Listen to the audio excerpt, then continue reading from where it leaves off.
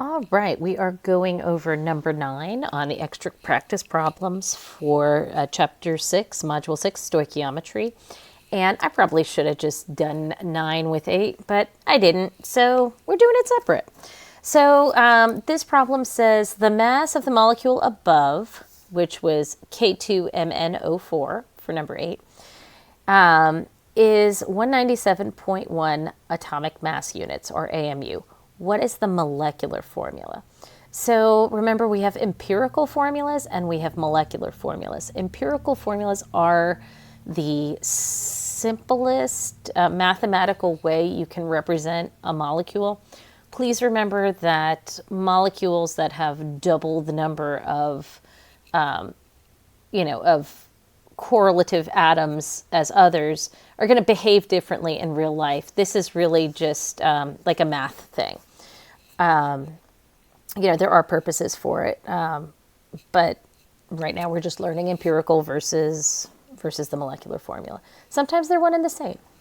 So first thing we've got to do is figure out what this molecular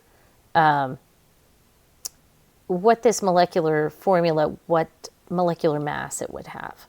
So in that case, we're going to just add up like we have for a lot of the other problems and we did in the previous units, and then compare it to this number and say, oh, all right, is it twice that, 3 times that, 4 times that? And that will give us a clue as to what the molecular formula ought to be. So what I'm looking at here is I would take my potassium, my manganese, and my oxygen, and I would look at those and say, okay, I have 2 of these guys, I have 1 of these guys, and I have 4 of these guys. And then I would go to my periodic table, or you could look at the problem above it, because we did write these down. And then I would say, all right, well, the atomic mass for potassium, according to my periodic table, is 39.10, and manganese is 54.94, and oxygen, everybody should know this one by now, 16. All right, if I multiply those out by the number of atoms in this,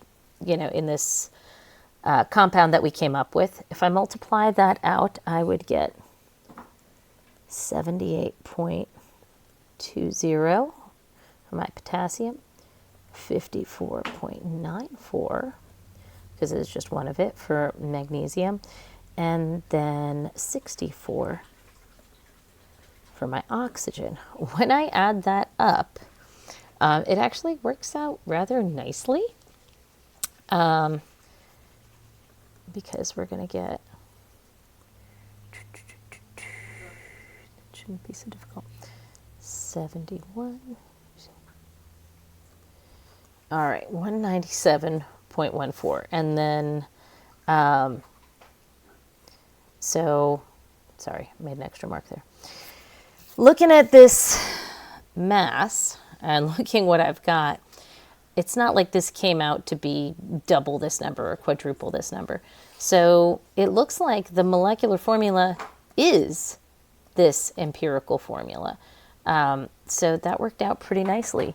So really, our answer for this one is the same thing, 2MnO4. All right, had this been, let's say, 394.2, which would be this number times 2, then we would have said, like, just supposing, all right, this is the right answer, okay, so you can stop here. But just for funsies, if I had said that the mass of a new molecule, oops, let me move this up.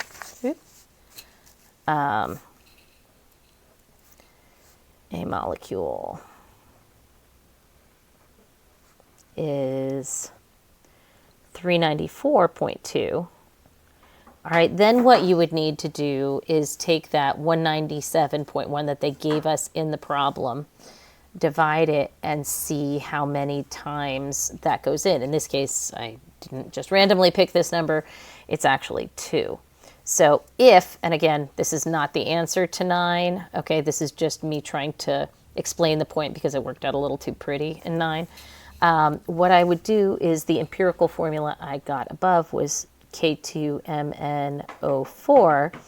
If I discover that the molecular mass is actually 394, that's what they give me, then I know it's got to be double these quantities. So in that case, the molecular formula would have been Mn2O8.